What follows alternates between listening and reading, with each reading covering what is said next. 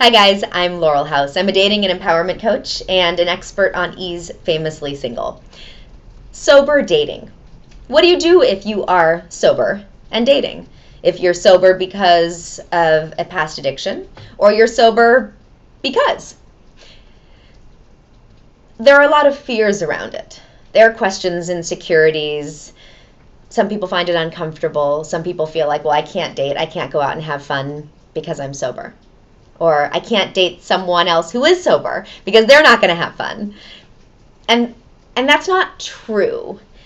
Be confident in sobriety, in ourselves, and knowing that we can still be sexy, we can still have fun, we can still be authentic, and we can still date and love. And in many ways, we can actually do it more authentically.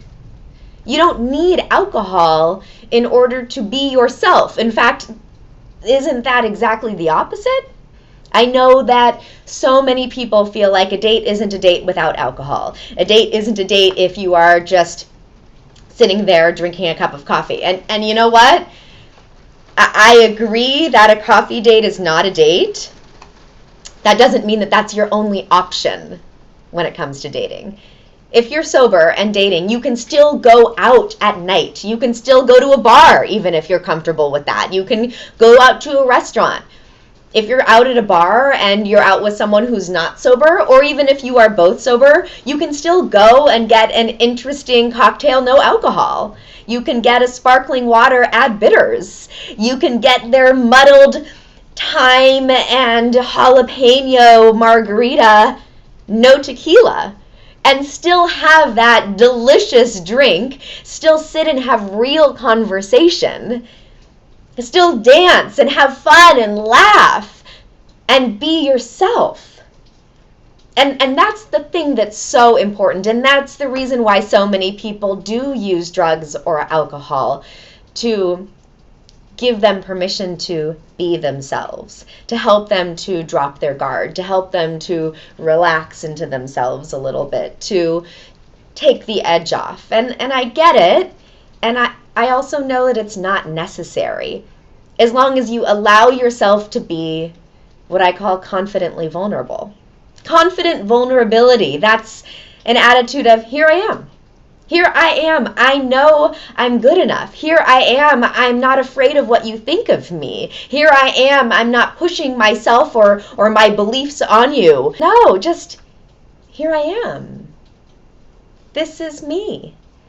And yeah, I've been through it, and I've had a hard time, and maybe I was an alcoholic, or I was a drug addict, or I choose to be sober because of other experiences in my life, or I just don't like the taste of alcohol.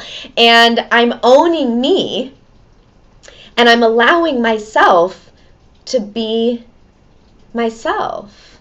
And that's sexy, and that's real. And let me tell you, you can also have a whole hell of a lot of fun sober. You can dance. You can get into the movements of your body. And you know what's great about dancing sober? You're not afraid you're going to fall down. And you're going to remember it the next day. You're going to remember who you talked to, what you talked about, what you did. There aren't going to be any of those, oh my God, I cannot believe I did that moments. Because you're totally present. And that's what's great. So when do you bring up the fact that you're sober when it comes to dating? On the first date. It's okay. There's no shame around it. There's no judgment. There's no apology for it. It just is. And then allow yourself to be real, and then go into real and deep and authentic conversations. So many people are afraid of vulnerability. They're afraid that that's going to make them look weak. The reality is that it's actually the exact opposite. Being confidently vulnerable is really attractive. Being confidently vulnerable makes someone feel safe. It also creates an environment of safety and trust that allows the other person to be themselves too, confidently, vulnerably. Then you can truly see each other. Seeing each other past the facade, past the mask, past the presentation, past the, well, I think this is what I should be, past the perfection, past all of that bullshit, and just being yourself. And if you are confidently vulnerable enough to be you, then you're creating that environment of safety and trust. It's what I call, I'll show you mine, now you show me yours. So then you're going to be confidently vulnerable with me also. And within that, I will be able to see you, and you will be able to see me. And that's where real, deep, authentic connection is made. And that's sexy. And more than sexy, that's enduring. So if you're dating and you're sober, don't be embarrassed, don't be ashamed, don't be afraid. Just be you. Thank you so much for watching. If you liked this video, please like it and also subscribe if you haven't already subscribed. If you have, thank you. I truly appreciate you.